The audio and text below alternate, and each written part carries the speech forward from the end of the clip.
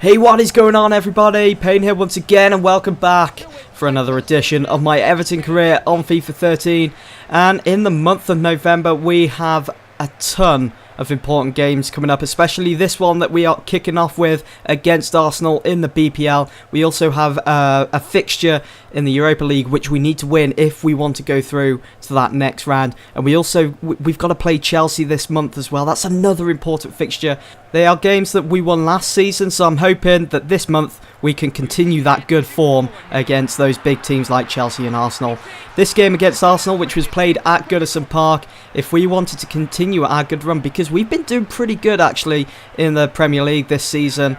As you saw at the start of the video, the league table, we are staying strong and we are keeping up with the likes of City and Chelsea. We're just doing amazing at the moment, and I don't want to speak too loudly just in case the teams start to slip and start having a blip through one of the months, and that's definitely not what we need. We need to keep the momentum going strong. We need to stay positive as a team and keep getting those results as much as possible to keep putting the pressure on the likes of City and Chelsea, who are favourites to win the Premier League this season. I mean, how amazing would it be if Everton were crowned Barclays Premier League champions come the end of the season, along with a Champions League spot for next season? That'd just be out of this world.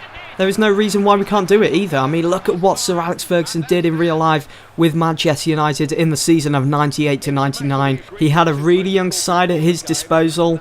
People doubted him, the media doubted him, even managers from other teams doubted Sir Alex and what he could accomplish with that team.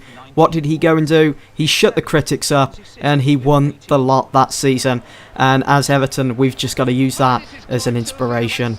Anyway, we move on to our next fixture. It's a very important fixture as well. We was in snowy Norway to play Ole Gunnar Solskjaer's Molde in the Europa League. If we won this, we could leapfrog Feyenoord in the group stage as long as they drew or lost their match against AEK Athens. There's my starting 11, sticking with the 4-3-3 formation, thinking about changing it soon as well, as Fellaini will be returning.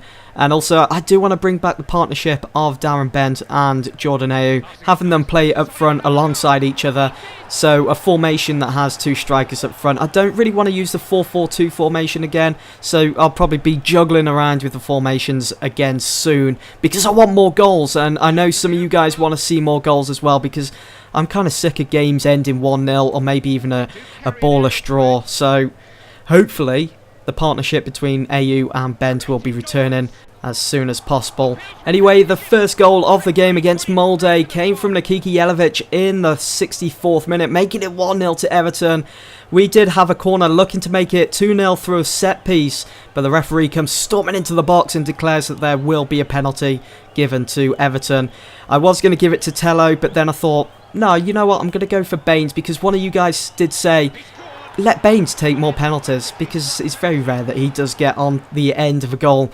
So I thought, why not? So I gave it to Baines, who makes it 2-0 to Everton. Surely we was going to walk away with this one. And Tello does get his goal of the game. He was denied that penalty, but he came back with that 79th minute goal, making it 3-0 to Everton. And that was all she wrote for Molde, and that was an absolutely amazing result for us, as that places us in top spot in our group stage in the Europa League. We've got 2 games remaining until we go through to that next round, if we go through to the next round of the Europa League.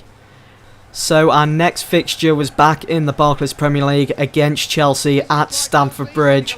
And if you remember, guys, to last season, the last time we played Chelsea at Stamford Bridge in the BPL, we beat them 2-0. So I was hoping that we could repeat that performance from last season and pick up 3 points, which if we did, we'd be level on points in the league table with Chelsea, and that would just be a nice little step up to continue our good run of form in the BPL. There was my starting 11. I'm sticking with the 4-3-3 again, but Darren Bent does return to the squad, flanked by Kevin Morales and Christian Tello after his good performance against Molde on Thursday night. I have to say as well, Francisco Jr., who started this game against Chelsea, he's just spot on. Even though his rating is at 69 and is at the age of 21, he's just so easy to play with on FIFA 13. It's just spot on. We do open up the scoring against Chelsea. Kevin Morales getting on the end of that goal, making it 1-0 to Everton.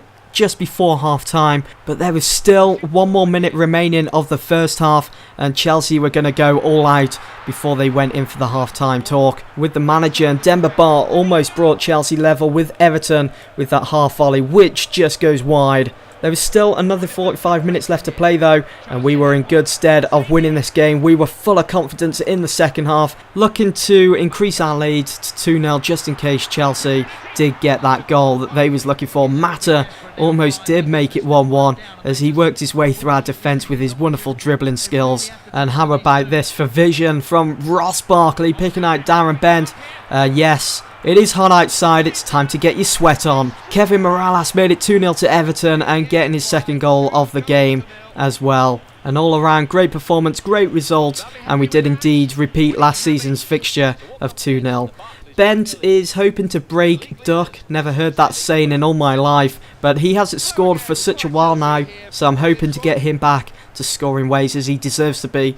Moving on to our next fixture in this video, it was against Norwich City, and it's a midweek fixture in the Barclays Premier League. There were a lot of changes to the first team as well, simply because we played Molde on the Thursday in the Europa League, then on the Saturday we played Chelsea, and then we're playing Norwich on the Wednesday. So a lot of first team players were out, like Baines and Darren Bent.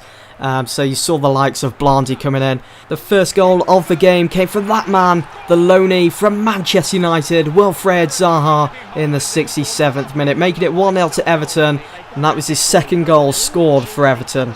Just when it looked as though we were going to walk away with the win, the 3 points, Norwich City capitalised on FIFA 13's issues with scripting, and Elmander made it 1-1. What was Brom doing? Why did he dive as soon as the ball passed him? And why couldn't I get the ball off them? It was as though it was stuck to their feet. It was annoying. But the final score was 1-1 and we just walk away with the 1 point.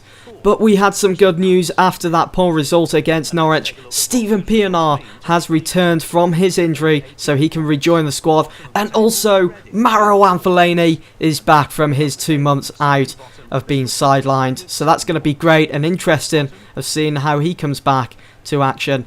And look at this, Jan Muka faces visit from old teammates. It's going to be interesting to see if the West Brom manager does pick Jan Muka to start in our next fixture in the BPL. Against West Bromwich Albion, we are playing away. And here was my start 11. Borman starts again. Van Rijn, Jagielka, Heitinga, Baines. A lot of the first team players returning to the squad after being re-energised. Koke and Steven Pienaar, as you see. Tarat, Darren Bent, Morales and Wilfried Zaha, who put in a good performance midweek against Norwich City after grabbing himself a goal.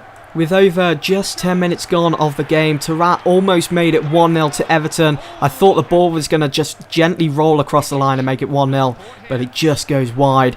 West Brom were going to keep putting on the pressure, and they got a penalty awarded to them. Van Rijn was the man that took down Rosenberg inside the box, giving West Brom the penalty. Morrison steps up to take it. Which way is he going to put it? And is Borman going to save it? Yes, he does. Borman saves the penalty from West Brom. It's still 0-0 at the Hawthorns. After Borman saved that penalty from Morrison, West Brom were looking angry. They wanted a goal, and it looked as though the ball was going to creep in across the line, but Van Rijn made up for his mistake that he made earlier on, giving West Brom that penalty. In the second half, I was looking for the first goal of the game. I wanted to win this one against West Brom.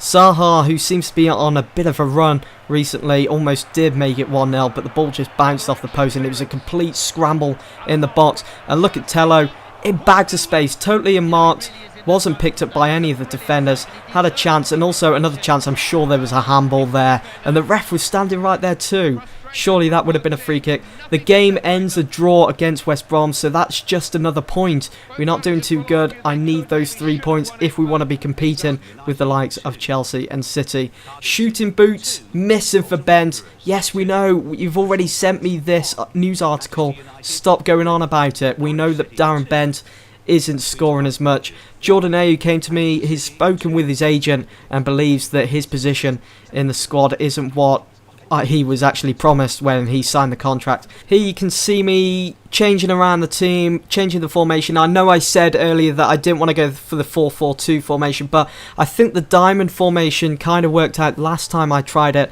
Plus it allows me to have Jordan Ayew and Darren Bent starting up front. And look at this, is Ayew part of Everton future? Yes, he is. That partnership is going to be returning. Our last fixture of this video, guys, is against Cardiff at Goodison Park in the BPL. It's still very tight up to the second position where Tottenham Hotspurs lie.